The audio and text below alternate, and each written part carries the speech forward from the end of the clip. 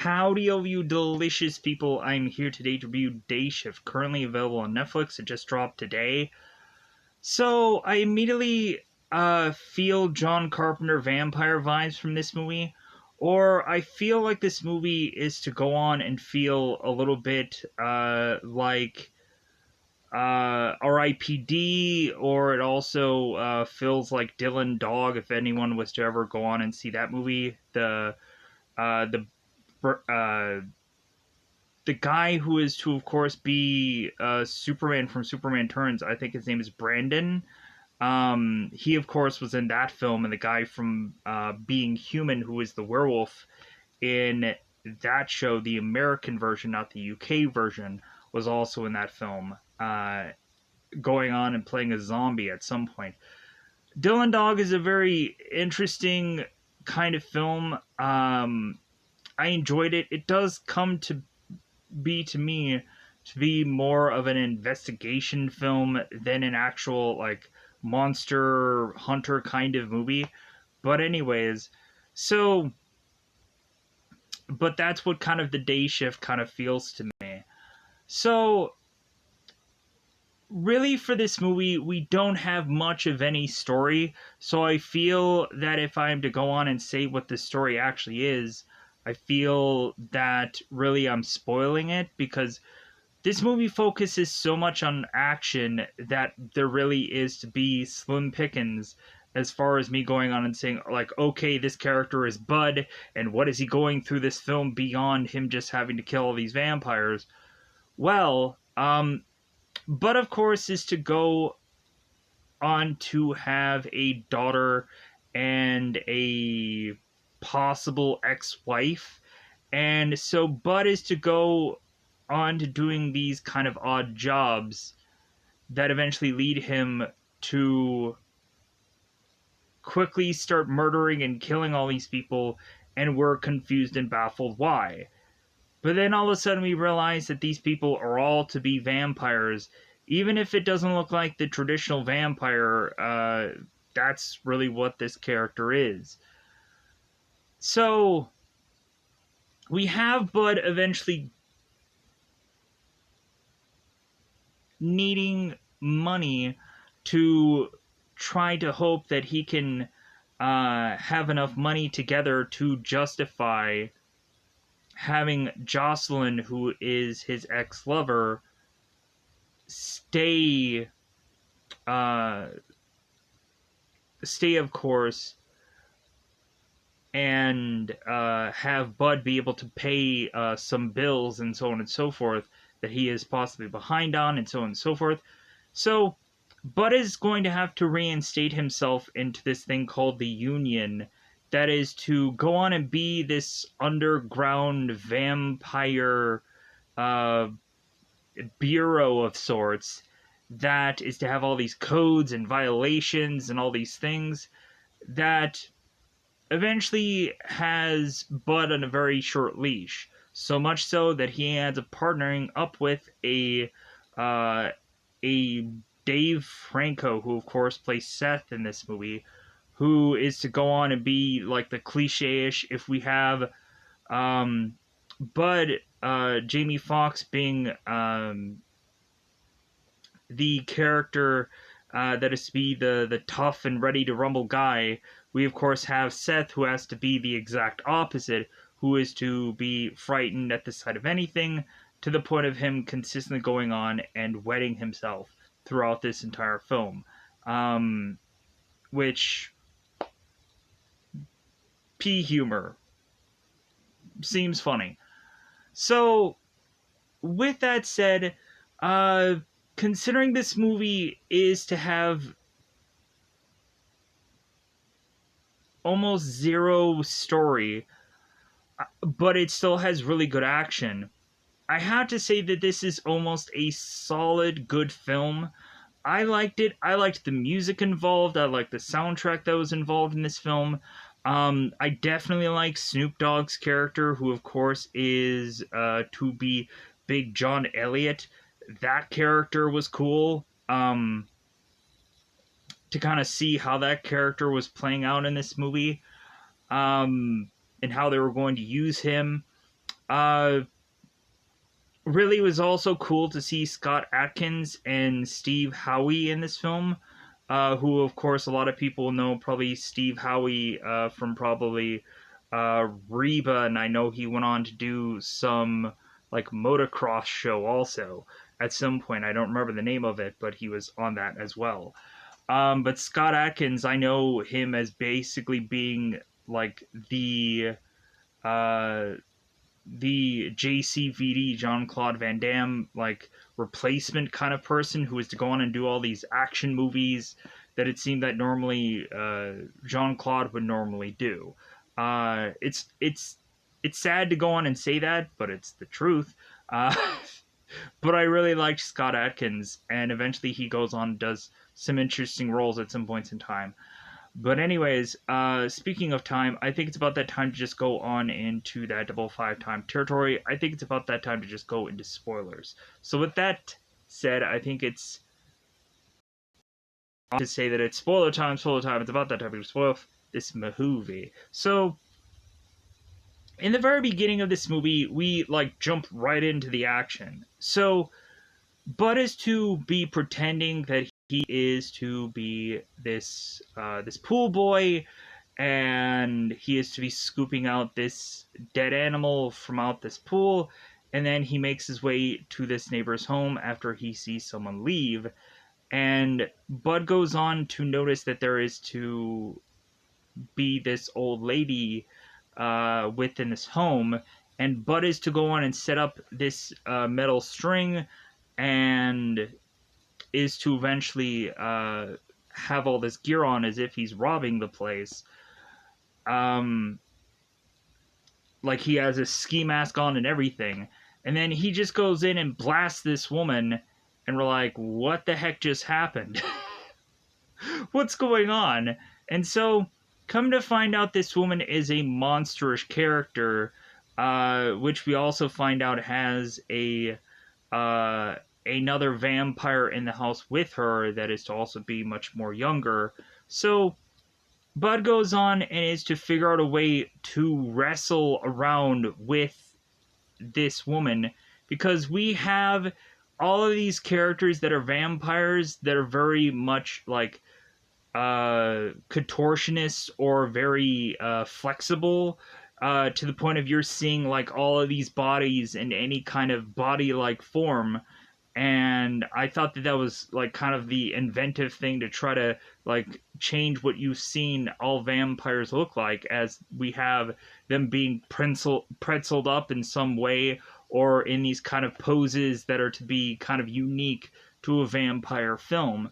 And we also have Bud, who is trying to go on and figure out a way to wrestle with this girl to eventually go on and continue to try to shoot her and kill her, and then rip out the fangs, because of course we come to find out in this movie, through the villain of this story, Audrey, that I guess fangs are one thing that can't be regenerated.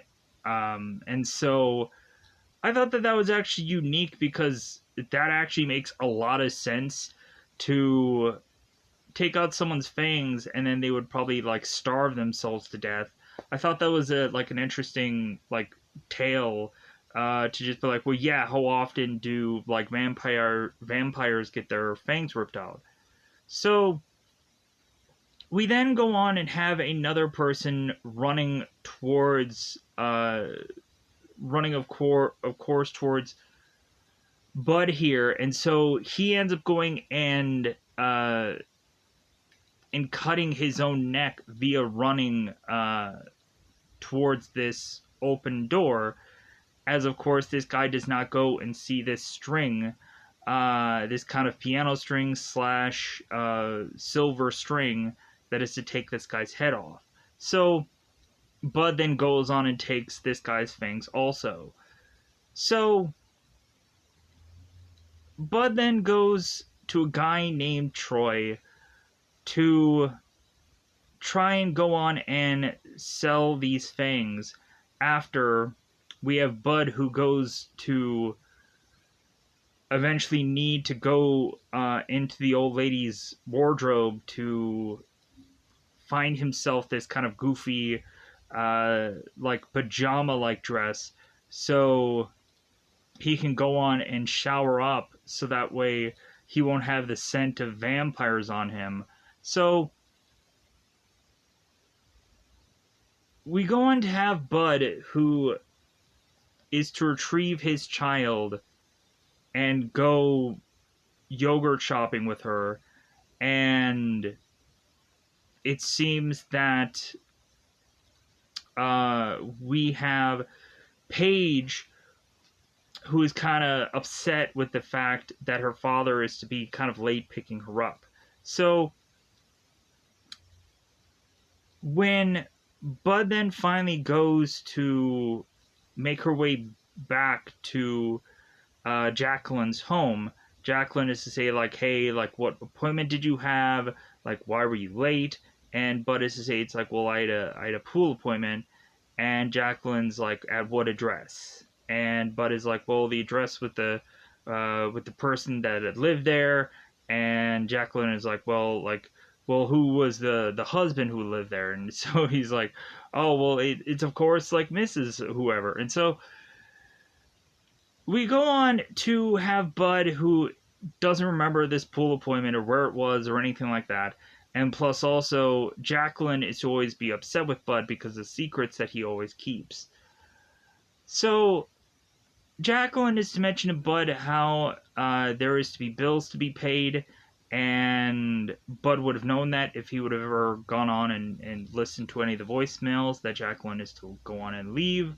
So, Bud is to then turn around and be in desperation for money, because Jacqueline is to go on and tell Bud that she is tempted to want to sell this house and make her way to her mom's, to eventually finally give in to what her mom wants.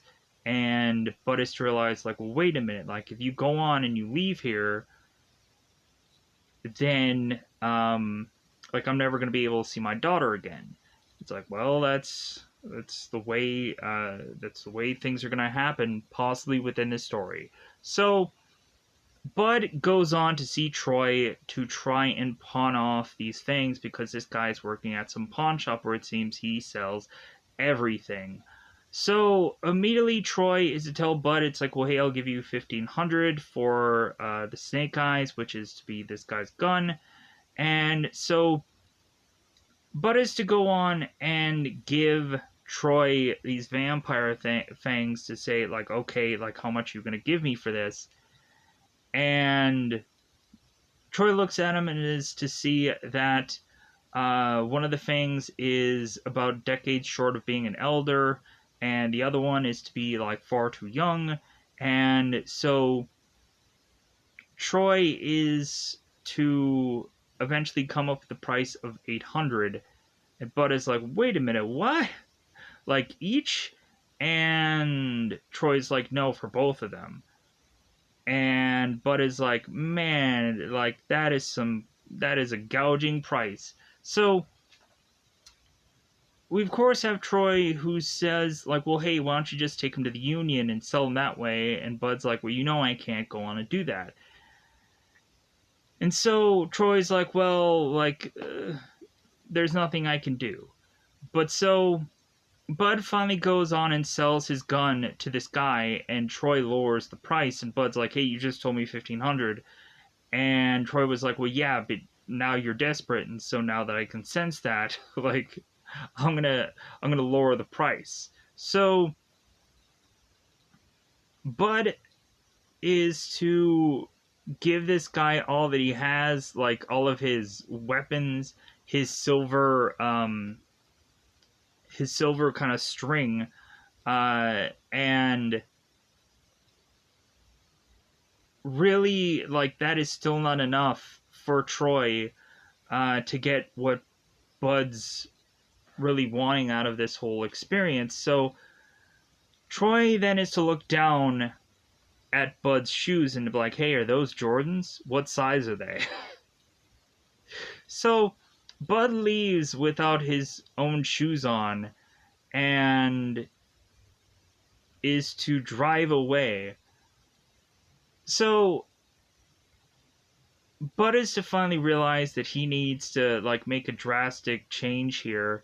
That he needs to go on and talk to Snoop Dogg's character, who of course is uh, to be Big John here. So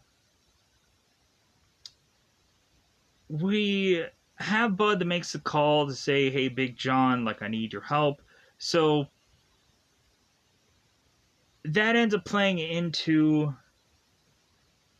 both Big John and Bud going to this laundromat that is to be undercover, to actually be this union, this bureau, and is to have this one elevator that is to lead them to this bureau. So we have Bud and we have Big John who make their way to go on and speak with a guy named Ralph Seeger. And we, of course, have Ralph with a laundry list of things that Bud had done in the past, so many violations that he had broken, that one guy had even died during the mission that they were on at some point, and Bud was to say, it's like, well, hey, that guy had gout anyways, so what's wrong? So we have Seeger that is like, you know what? I'm gonna go on and I'll give you one last chance, but like I'm gonna put you on a tight leash. So Bud is to be forcibly teamed up with a guy who is to be this kind of analyst, union guy that ends up, of course, being Seth here. So Bud goes on to try and pawn off his fangs, and we have Seth who is to at first give this guy hundreds upon hundreds of dollars, but then Seth is to also say like, well, you do have to go on and pay all of your dues, so I'm going to start taking a lot of your money right now, and also I'm going to take like $10 away from you for this silly bill, so you can go on and get this discount at this certain food joint and all of this and that. And so Bud's like, what? $10? Really? So Big John ends up just sliding the $10. So Bud goes on to eventually realize that this guy is going to be forcibly his partner, and so what ends up happening is the next day. We have to also get to the vampire stuff. So Audrey is going on and being at this construction site where they are putting together this new building, and they are building over this building with a former vampire who used to be a guy named Sasha. So this Sasha guy, I guess, was to be the failure of whoever Sasha was now be possibly promoted over. And so Audrey is to mention to Sasha about the sun and how that this guy will be buried under this building for 100 years, and maybe they'll go on and they'll chisel this guy out and bring him out after 100 years of him just being buried alive within this building. So that just sets up that this person had a prior working relationship with some guy that doesn't matter for the rest of this movie, or never did at any other part before this. Like, we're just kind of proving here that Audrey is to be the villain character, and that she is to be very vicious and so on and so forth. So barely, but it just sets that up. So we first go on to have Bud and Seth, who go out to this bowling alley, and the first time out, we of course have Bud and Seth, who are in this kind of storage, the storage unit, and Seth is wearing this like suit and tie, and Bud is like, "Are you kidding me? Like, why are you wearing this suit and tie?" And Seth is to mention that this suit and tie is to complement his skin tone, and that the color of this suit and tie is to be kind of much more casual, as Bud is to want here. So Bud goes on, is like, "Hey, the next time we go out, like, you gotta definitely go on and change your wardrobe." Hence why Bud wears Hawaiian shirts, because it's summer out and like gotta wear these kind of shirts. So Seth goes to also give Bud this certain organic goofy meal, and because this guy had not eventually cared about Seth, and so Seth left him to go and get this meal and brought this to Bud, and he immediately threw it away. And so Seth is to go on and write in his paperwork that he wants to get reimbursed for that meal that Bud threw away. But yeah, so when we get to this bowling alley, after they've gone on and explained the whole like way of which that they put together these this ammunition, the bullets that are inside these guns are weirdly with like a certain kind of wood, a silver, like mixing in some like garlic concoctions with certain bombs and stuff like that. It's a very weird and goofy thing that they spend way too much time explaining all the weaponry for me to just go on and like, gun shooty shooty bang bang. Like, you could have spent a lot more time on the backstory of any number of these characters instead of just going on and fully explaining like the bullets and how like everything is to be like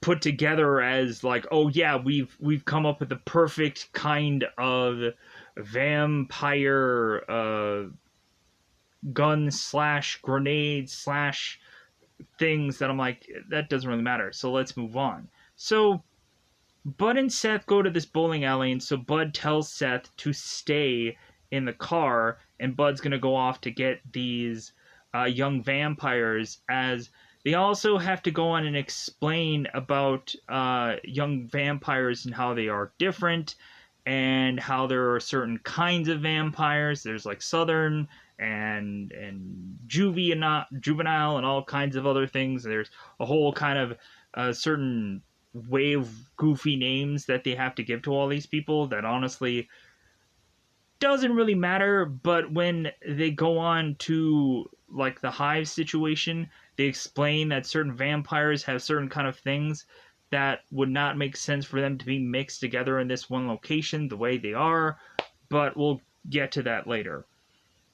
So Bud goes into this bowling alley to take out these young vampires, to have Seth already have like 2 pages full of violations that Bud has already gone on and done.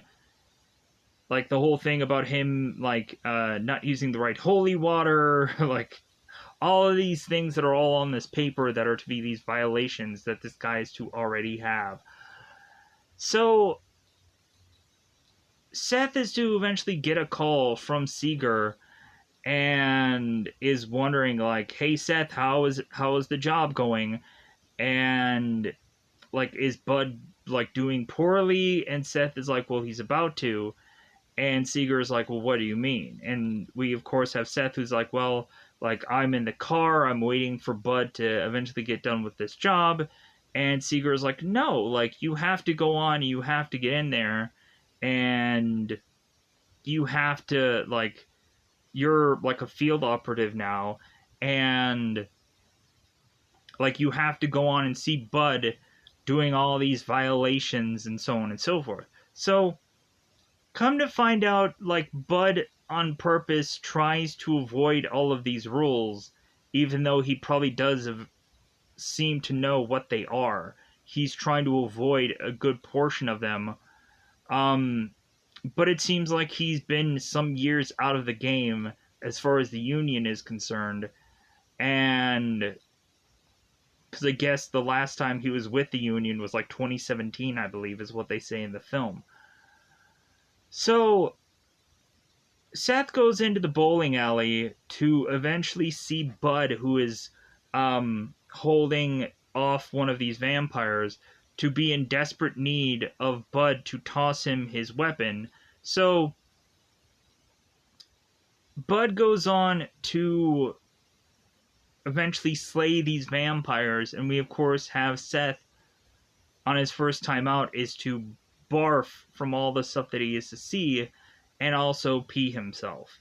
So how could you go on and both barf and pee yourself? Because man, like that's a lot of fluids going on. So Bud is to go on and say like, yeah, everybody the first time, yeah, they barf, like it always happens. So Bud is to tell Seth that he can't allow Seth to go into the car with the fact that he's peed himself. That instead, Seth wants, or Bud wants Seth to be back in the back part of this truck, to hope that Seth's urine stain is eventually going to, by the gust of the air that is going on in the back of the truck, that hopefully this will fan out. And coincidentally, it does by the time that they get to, of course, relieve Seth to his place. Bud goes on and is to give Seth this concoction that Bud was putting all over his body in the shower earlier, which is to be this kind of skunk slash concoction that Bud had made that is to somehow have no vampires go on to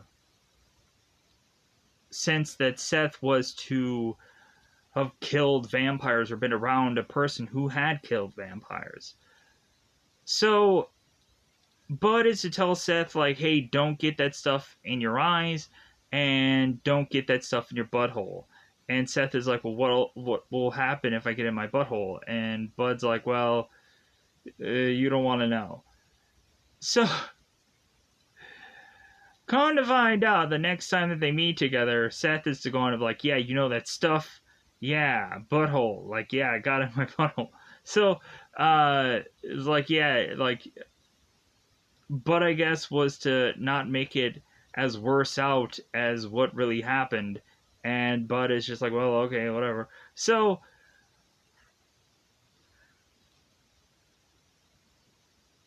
within this story, we have Bud.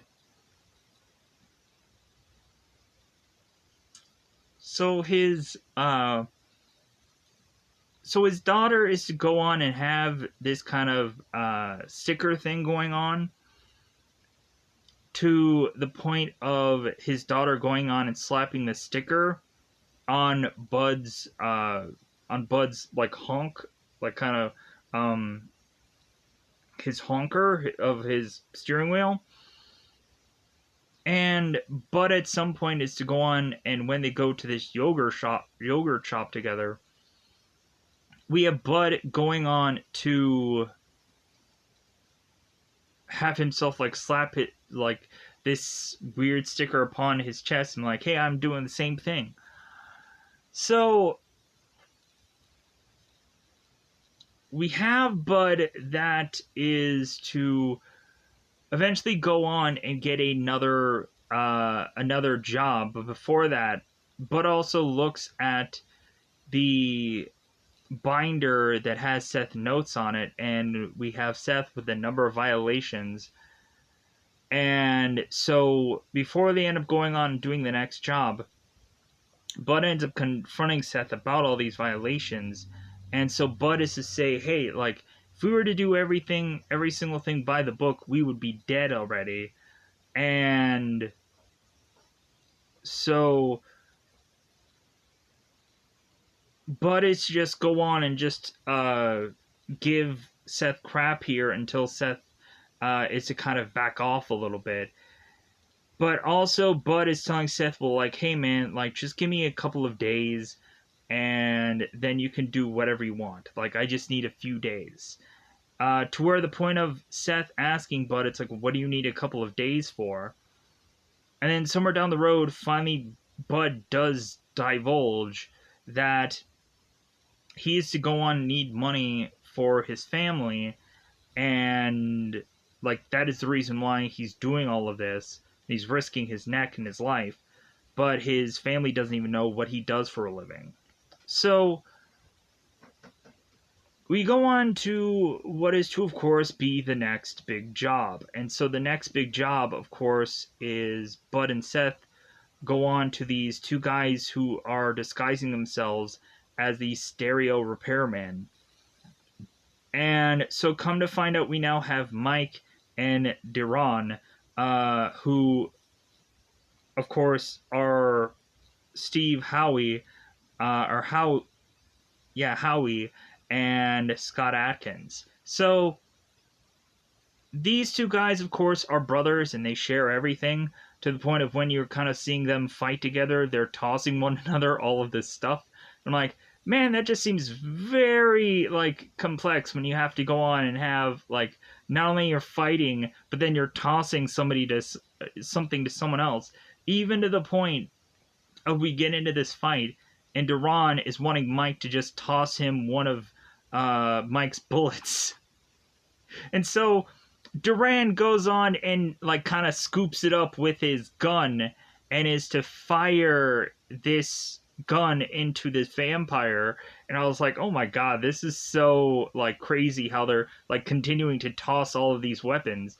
Plus with Scott Atkins and him needing to do all of these like roundhouse kicks and all of this stuff because like this guy is to have gone on and done like a crazy amount of movies that eventually like we have these moments here where he's doing all of these kind of crazy stunts within this scenario, which I thought was really cool. So we have Bud and Seth the whole time that are also going in there and they're dealing with their own things. We have Seth the whole entire time that is to again pee himself and then try to hold off this vampire the whole entire time. Because Seth is to go on and notice this one pretzel-like girl, and eventually he's realizing that the gun that Bud gave him has a safety on, and so Seth has to take the safety off and just continue to shoot into this woman without it having not much of an effect. So Seth is to go on and be kind of like holding this girl off as she's trying to get to him, and Bud is to have gone on and give Seth this neck brace that we see here, so of course no one will go on and bite him in the neck. That does make a lot of sense for the story. So Bud eventually is to go on and also need help from Seth, and Seth is still holding on to this one girl. So we just have, of course, Radine, who comes in, let me say that correctly. Duran, who goes on to cut the girl's head off, roundhouse kick it, and have it going flying off. And like we also have this like axe that is to be held within this girl's chest. And so at first they think that there is like very few in here, and both the guys were to go on and kind of take half of the pay cut, and Bud is like, no, I'll go on and I'll do that, because the guys were going on and saying to Bud that, hey man, like we're gonna go on and just kind of follow you anyways, and like you might as well just give us like half of this pay for whatever you're gonna do. So the funny thing of it is we had Bud in the last thing who goes on and yanks all the teeth, but like this time around they just kill all of them and they're like, hey, good work, and they just walk away, and I'm like, wait a minute. Like, aren't they gonna go on and like be pulling teeth and all kinds of things? But I guess not in this scenario. So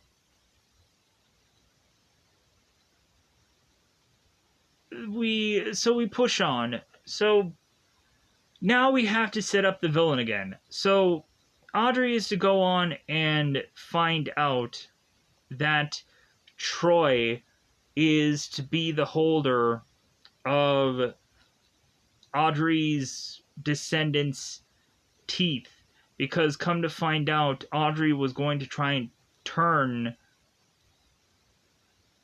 this old lady, but when she finally turned her, she was too old to be turned. And so eventually there was a whole mistake about that. So Troy, who is now going to have these teeth, are to get killed by Audrey. And when we go on to have Bud, who is to need to go to this pawn shop to try and get some kind of weaponry from this guy, he then realizes that a number of people had been killed off via this pawn shop. And come to find out, Bud is to realize that there is all these teeth here with the lettering of Bud, to then have Audrey call Bud and mention that Bud was to be the last thing that Troy was to say before he died. So Bud is to now have to go after Audrey, but what ends up happening instead is that Audrey ends up going after Bud's family, and so now Bud has to track down where his daughter and where his wife is to try to retrieve them before Audrey does. It becomes this big, massive chase. We also had Bud, who had this neighbor who had the exact same kind of story as Sharon Carter did in like The Winter Soldier, where we go on and we have this nurse that is to have all these scrubs that she needs to go on and do laundry for, and it winds up that Bud is to be asking, it's like, well, hey, like, why do you have all of these scrubs? And Heather ends up getting very behind on her going on to do all this laundry, and so she just keeps buying new scrubs. So come to find out, Bud is to realize that Heather is to be a vampire, and that just somehow plays into the ending of this movie, where Bud is to be teaming up with Heather and Seth by the end of this, and go on and go after Audrey and all of these people that are to be the villains in this story. But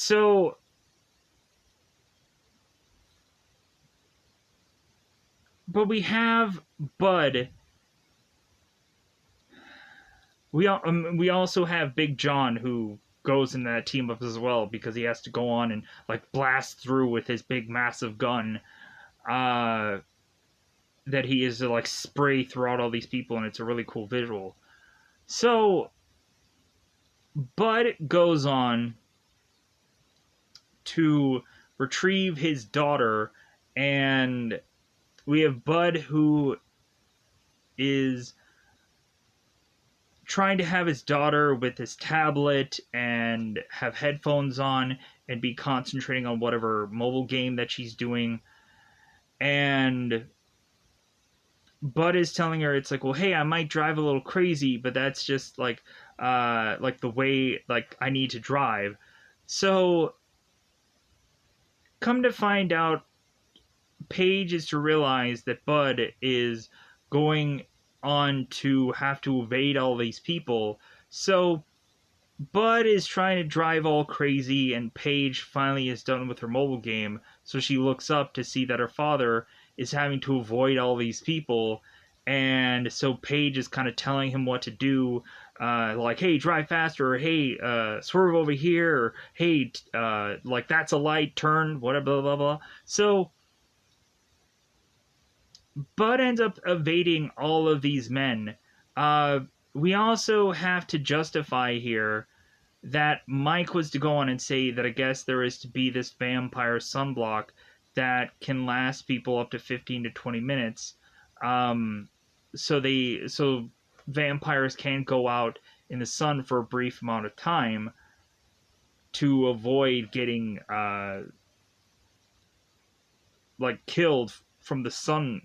So I thought that was kind of like an interesting thing to just kind of justify certain things.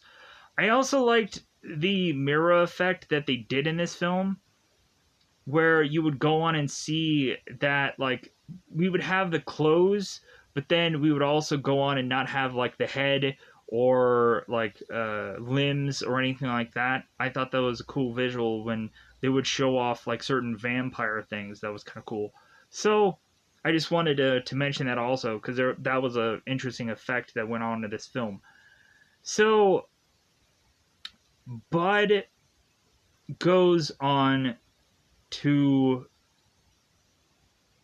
bring his daughter home so he can try to retrieve his wife. And by then, Audrey is already there, and she has already taken out Seth and turned him into a vampire now. So we have the scenario of Bud kind of being treated like how Ryan Reynolds was by the end of Blade Trinity, where they went on and they left Ryan Reynolds in this room to eventually have one of the people that is to be this young girl possibly going on to get turned to then go on and attack Ryan Reynolds' character and get killed, but that doesn't play out the way that happens in that film.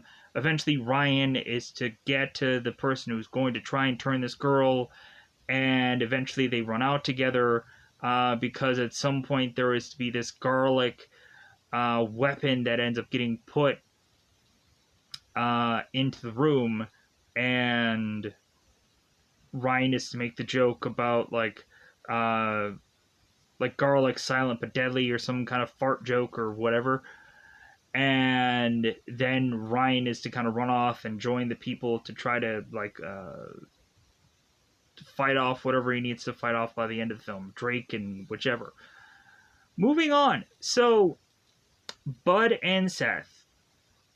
Seth eventually wakes up to then realize that he is a vampire, and because we have Audrey and her associate that grabs Jacqueline and her daughter to run off to this weird, goofy, like it kind of looks very like an Egyptian like environment, oddly, that these characters are to now be at.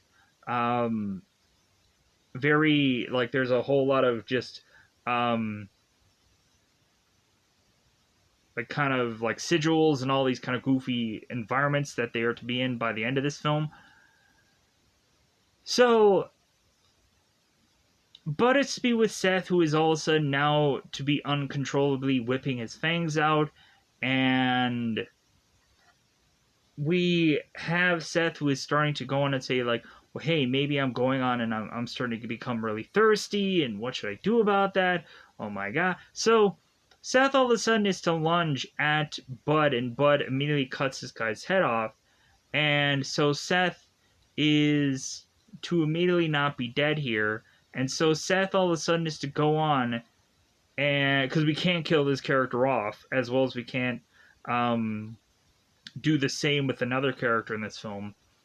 So Seth then just goes on to grab his head, put it back on his head, as if that this guy is to be like Idle Hands.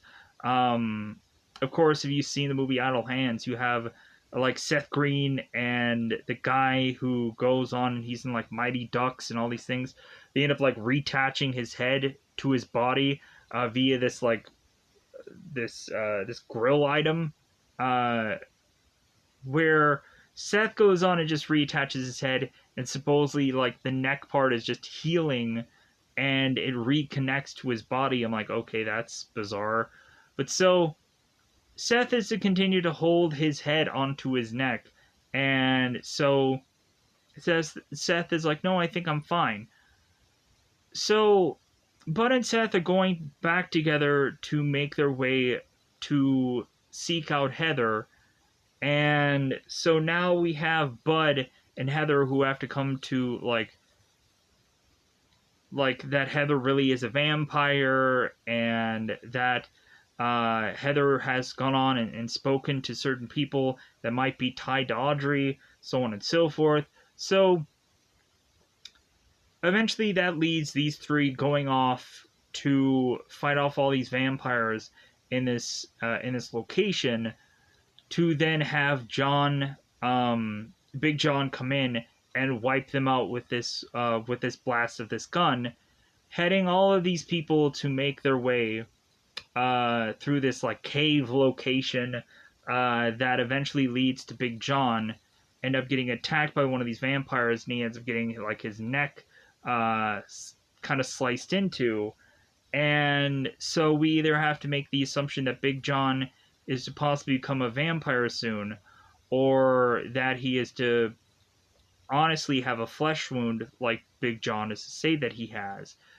Here's the thing though, I think the bandana that Big John is wearing at one part of the film isn't the same bandana as what he wears by the end of the film, as we naturally assume that Big John is dead, but we'd find out that that is actually incorrect.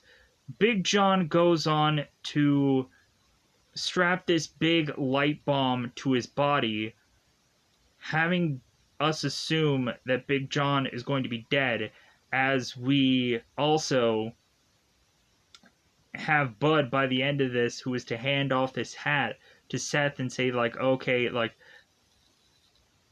you have some big shoes to fill. Here's this hat, and you go on and you take it, and you're going to be technically my partner, so on and so forth. So,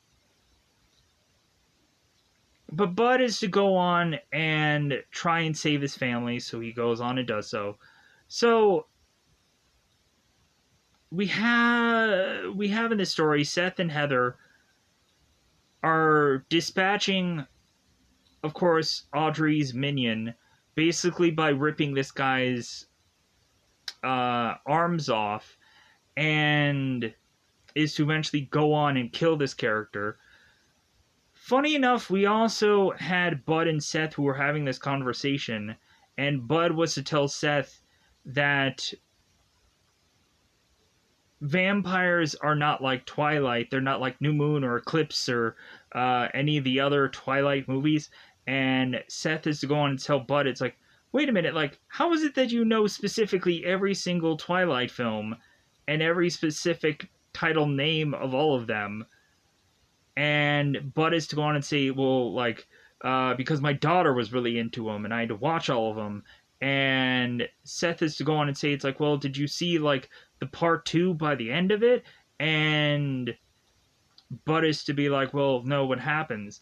And Seth is like, Belle ends up getting pregnant and she has a kid, and Bud's like, oh my god, she has a baby. Like, they're going on and just talking about Twilight, and I'm like, why does this exist?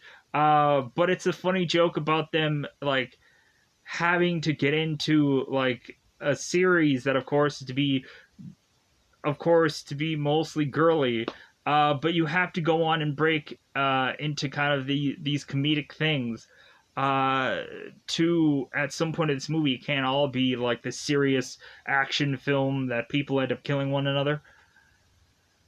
So Seth and Bud are, or so we consistently have Seth who throughout this movie continues to yell Bud all of the time, and it kind of gets annoying.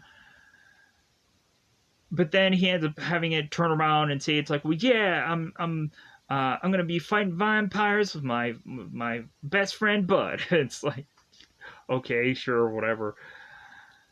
So Bud goes on to try to fight off Audrey, and we have even at one point where Jocelyn is to put a wooden stake through this girl's heart, and we have Audrey who's like, well, hey, that's not going to work. And so Bud is to now have to go on and shoot this girl in the head to try and kill her. And Audrey instead ends up going on and showcasing the bullet to Bud. And so, bizarrely, what ends up happening is I think we end up having Audrey, who ends up cutting off her own head again because we have another scenario with that whole silver string, and Bud's like, yeah, works every time. So we have that supposedly all wrapped up and all good and all what it is. They also, like, both Big John and Bud were to consistently continue to reference this El Juego guy. And I was like, okay, where is El Juego? Like, they keep mentioning this guy as if he's to be this big fish. Like, were they trying to go on and push for a sequel here? And it just didn't happen? Like, they were trying to just, like, yeah, this El Juego guy, like, we have to go after this guy eventually. I'm like, who is this guy? Who is El Juego? Was there some point of this movie where they finally revealed that the person is El Juego the whole time? And I was like, oh, okay, I missed that part. But yeah, so Bud is to go on and kill all the vampires, and we then have, of course, Seeger, who makes his way to bring in all of his kind of SWAT team and all these kind of men in that look like they're wearing like SWAT gear. And so Seeger is to go on and immediately tell Bud all of the violations of which that we had Bud who had broken here. And Seth is to start to chime in and start to counter all of those violations, because all of the violations were to be, it's like, well, hey, like, he was fired upon, so he had to go and fire back, and so on and so. So we finally have Seeger who mentions this one violation, and Bud is to go on and say, it's like, well, no, that violation was to have been changed via months ago. And Seth is to turn to Bud. It's like, oh, so you do know, like, you have been studying pretty hard. And Bud is like, yeah, like, I have been. Just to kind of do some correction finally, to say that Bud is just not this guy who just goes on and kills. He is to finally look up and educate himself and so on and so forth, for whatever goofy reason, for the end of this film. So we have Seeger who is telling Seth that, hey, like, you're not going to go on and get Carol's desk, and so, like, our deal is off. And Seth is like, I don't care about Carol's desk. I don't care. I'm going to be a vampire slayer with my friend Bud here. And so, because eventually that's what Seth reveals to Bud, that he, of course, was to try and get rid of Bud so that way Seth can go on and get this higher position in his part of his job. To where now, like, we have Bud and Seth who's like, yeah, F Carol. Who cares about Carol? So